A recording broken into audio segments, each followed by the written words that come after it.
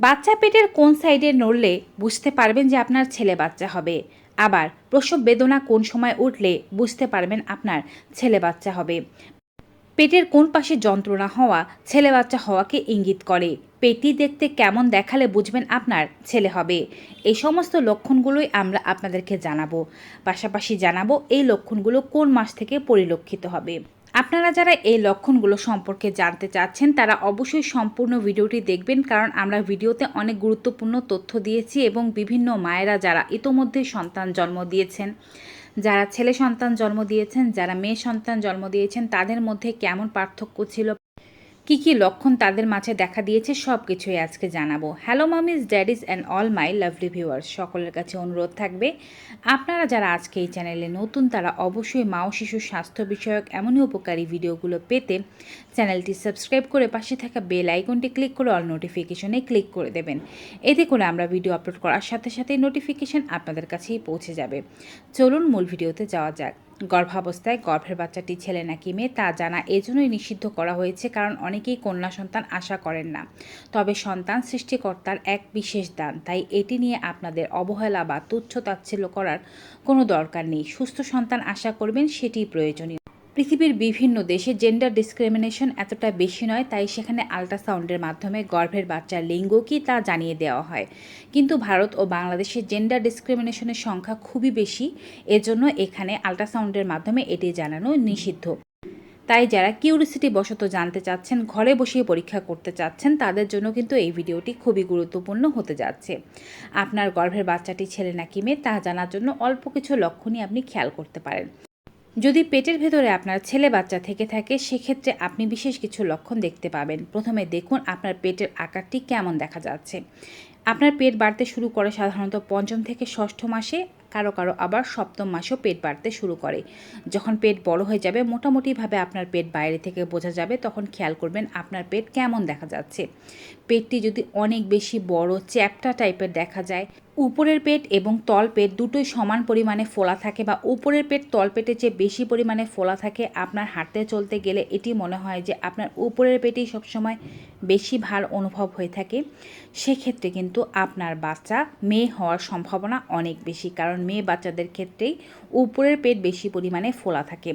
আর যদি এর অপোজিট বা উল্টোটি হয়ে থাকে, অর্থাৎ আপনার পেটটি একটু গোলাকার টাইপের দেখা যায়, ছোট দেখা যায়, তলপেট বেশি পরিমাণে বড় দেখা যায়, অর্থাৎ বাচ্চার সমস্ত ভার আপনি তলপেটেই বেশি পরিমাণে অনুভব করেন, প্রথম থেকে আপনার মনে হচ্ছে যে আপনার উপরের পেটের চেয়ে তলপেটেই বেশি বাচ্চার ওজন অনুভব হচ্ছে, সেখানেই পেটটা বেশি বড় লাগে, তবে এটি আপনি শিওর থাকবেন যে আপনার ছেলে বাচ্চা হবে বলে আপনার পেটে এমন পরিবর্তন লক্ষ্য করা যাচ্ছে।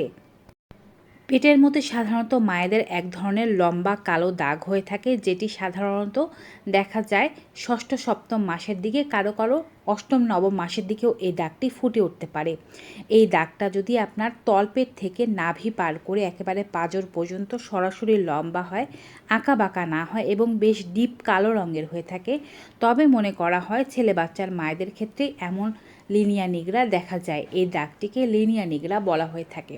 কিন্তু যদি এর উল্টোটি হয় যে দাগটি তলপেট থেকে নাভি পর্যন্ত আছে, বা নাভি থেকে পাঁজর পর্যন্ত গেলেও বেশ আঁকাবাঁকা হালকা ধরনের দাগ, সেক্ষেত্রে কিন্তু কন্যা সন্তান হবার সম্ভাবনাকে এটি ইঙ্গিত করে থাকে।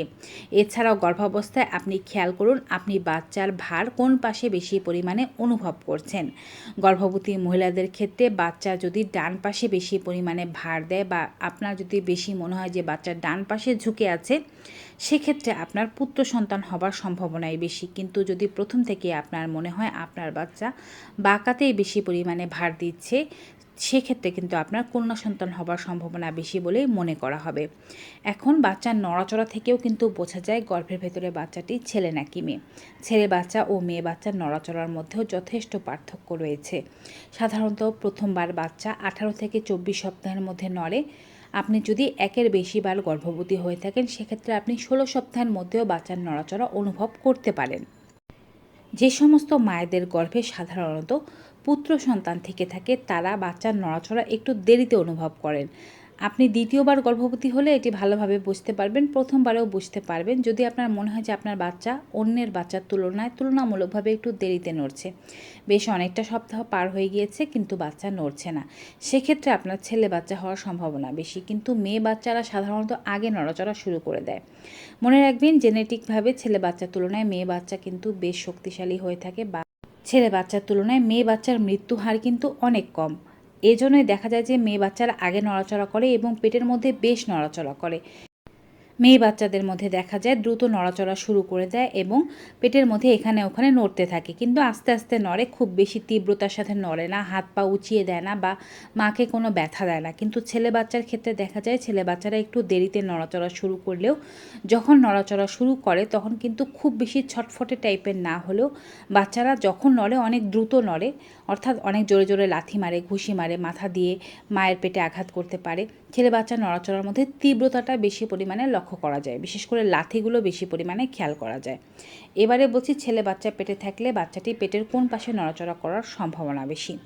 আপনি যদি গর্ভাবস্থার প্রথম অবস্থা থেকেই খেয়াল করে থাকেন যে আপনার পেটের ভেতরে যে বাচ্চাটি আছে সেই বাচ্চাটি বাঁ কাতের তুলনায় ডান কাতে আপনি বেশি পরিমাণে নড়াচড়া অনুভব করতে পারছেন, অর্থাৎ দিনে যেহেতু বাচ্চা 10 থেকে 12 বার নড়ে, বেশিরভাগ সময় 7 থেকে 8 বারই সে ডান পাশে নড়ে, খুব অল্প বাম পাশে নড়ে। এক্ষেত্রে কিন্তু আপনি বুঝে যেতে পারেন যে আপনার গর্ভে ছেলে বাচ্চা আছে, অর্থাৎ ছেলে বাচ্চা পেটের ডান পাশে বেশি পরিমাণে নড়াচড়া করে।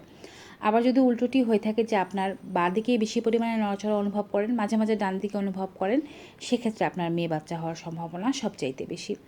আর যাদের ক্ষেত্রে এমনটা দেখা যায় যে পেটের ডান পাশে বেশি পরিমাণে যন্ত্রণা অনুভব করছেন, সেখানে থেকে থেকে ব্যথা হয়, তাদেরও ছেলে বাচ্চা হওয়ার সম্ভাবনা বেশি।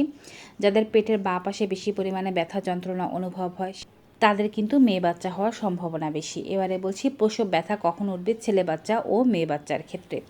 ছেলে বাচ্চা পেটের মধ্যে বেশি দিন থাকে না, সাধারণত 8 মাস 24 দিন কমপ্লিট হওয়ার পরে ছেলে বাচ্চা হওয়ার জন্য প্রসব ব্যথা উঠে যেতে পারে বা ছেলে বাচ্চা এর মধ্যে জন্ম হয়ে যায়। আর যদি পেটে মেয়ে বাচ্চা থেকে থাকে, মেয়ে বাচ্চা পেটের মধ্যে দীর্ঘ সময় নেয়, পুরো 9 মাস কমপ্লিট করে, অনেক ক্ষেত্রে 9 মাস 10 দিন হয়ে যাওয়ার পরও ডেলিভারি পেন উঠতে পারে।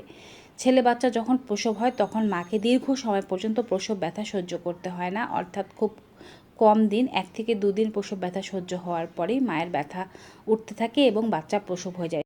সেক্ষেত্রে মা কোমর থেকে ব্যথা অনুভব করবেন, আস্তে আস্তে ব্যথা তলপেটে ও থাইয়ের দিকে ছড়িয়ে বাচ্চা হয়ে যাবে।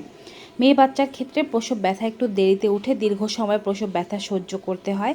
ছেলে বাচ্চার প্রসব ব্যথার চেয়ে মেয়ে বাচ্চার প্রসব ব্যথা বেশি তীব্র হয়, এক্ষেত্রে তলপেটেই বেশি পরিমাণে ব্যথা অনুভব হয়।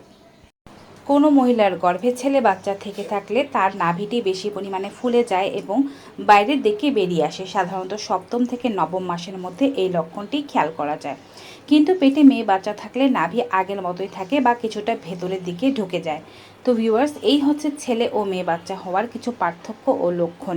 ভিডিওটি কেমন লাগলো কমেন্ট বক্সে অবশ্যই জানিয়ে দেবেন। ভালো উপকারী মনে হয় থাকলে সকলের মাঝে ভিডিওটি বেশি বেশি করে শেয়ার করে দেবেন। আজকের মতো এখানেই বিদায় নেব।